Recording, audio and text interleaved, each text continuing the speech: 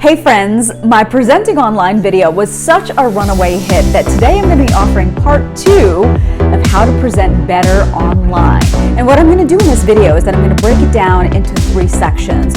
What you can do before you get on the Zoom call, what you can do at the very beginning of a Zoom call, and what you can think about while you're actually in the Zoom call. So let's start with number 1. Before you get into your Zoom call, I like to think about 3 things. Number 1 is that everybody has just been on Zoom calls for months now. They're tired of it. What can you do to energize people? Well, I love to play music while people are in the waiting room. Get them, play something really upbeat and get their juices flowing, get them excited to do or engage with whatever topics you're about to present. The second thing that I recommend is to make sure you get there 10 to 15 minutes early, especially if you are presenting slides. I want you to make sure you check your audio, I want you to check your video, I want you to test your slides. Make sure you have a PDF version of your slides in case your PowerPoint fails, and this way you'll be able to make sure that you have a backup that you can fire very quickly if things start going south. The third thing is that you really want to make sure that only you can be heard. What does this mean? We're all at home. There's kids, there's dogs, there's other family members that are on Zoom. So get a headset with a mic that plugs into your computer so all your audience hears is you. People are very forgiving of bad video, but they are not forgiving of bad audio. It's actually a psychological thing. So make sure that everybody can actually hear you.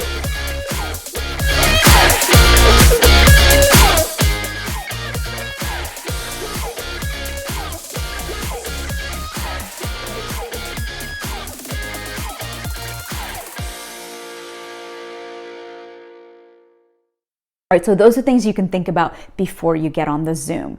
Now, once you're in the very beginning of the Zoom, you've jazzed everybody up with the music, everybody is in, make sure they turn on their cameras. I've been on multiple speaking engagements where nobody turns their camera on. Turn your cameras on so that we know and are able as speakers to read the room. One way to get people to do this right off the bat is to make sure that their nameplate that sits on the lower left-hand corner actually says their name and says where they're from. And I'm going to show you exactly where you can go in order to be able to toggle on your Zoom screen to be able to fix that. If in fact it's reading, I don't know, your kid's name because that was the last person that was on your computer, or your husband's name because you're sharing a computer, I don't know. But make sure that nameplate actually identifies you so the speaker can call you out by name. So make sure that that nameplate actually reflects your name, and for added value, you can share what department you're in or share where you are in the country. The third thing to think about when you're starting this, and maybe you could have even done this before you got on, but what is your background? I'm seeing so many different interesting backgrounds. It's a real intimate lens into what's going on in people's homes. But if you're feeling like your background is a little bit messy today, you can get a virtual background.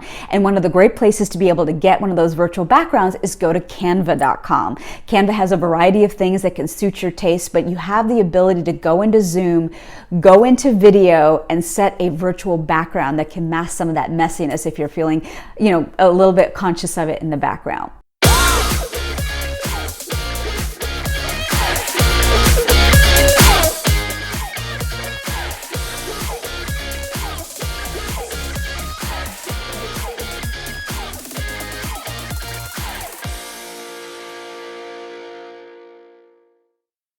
All right, so now we're getting into the third piece, which is the content piece. Of course, you want your audience to hang on your every word, but one of the ways to do this is to make sure you think about your attire.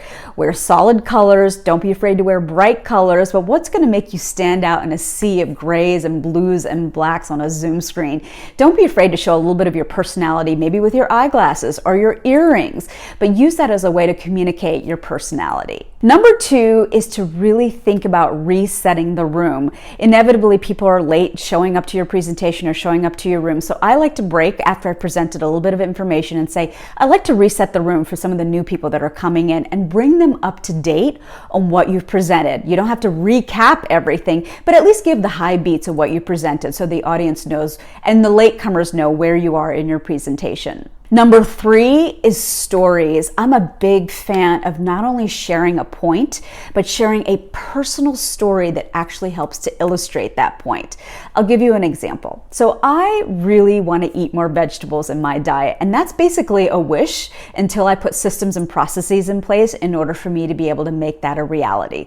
So for me, now on Sunday, my system is that I go to the grocery store, I come home, I chop up all my vegetables for my salad, I put them in separate Tupperware containers, and that way when it comes to lunchtime on Monday through Friday, the only thing I have to do is to assemble the salad and put the salad dressing. The one thing that I know about my personality is that if I have 7 tasks in front of me, I get too overwhelmed and I just won't do it. I'll just grab for like peanut butter and jelly sandwich.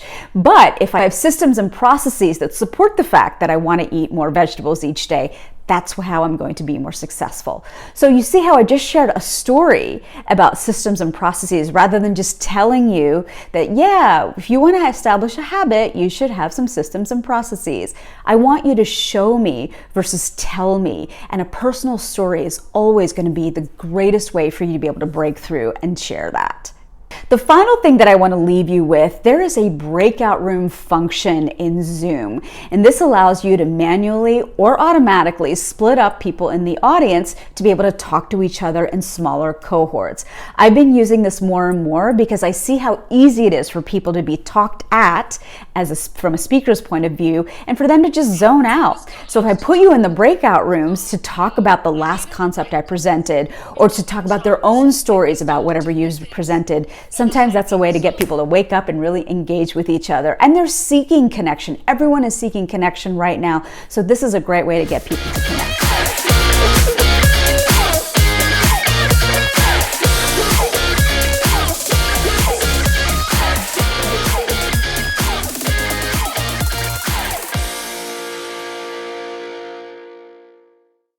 I have a little gift for you. If you go to my website, joyadas.com, I have a handy dandy tip sheet there that you can use, phrases that you can use to break into conversation or set some boundaries. I know sometimes that empowerment is just about having those pieces of language, those scripts tucked away in your back pocket and ready to deploy in real time. So if you go to my website, www.joyadas.com, you can avail yourself of this tip sheet, and I would love to hear from you. Subscribe to my channel or DM me down below and tell me in the comments section, have you tried any of these tips and are they working for you?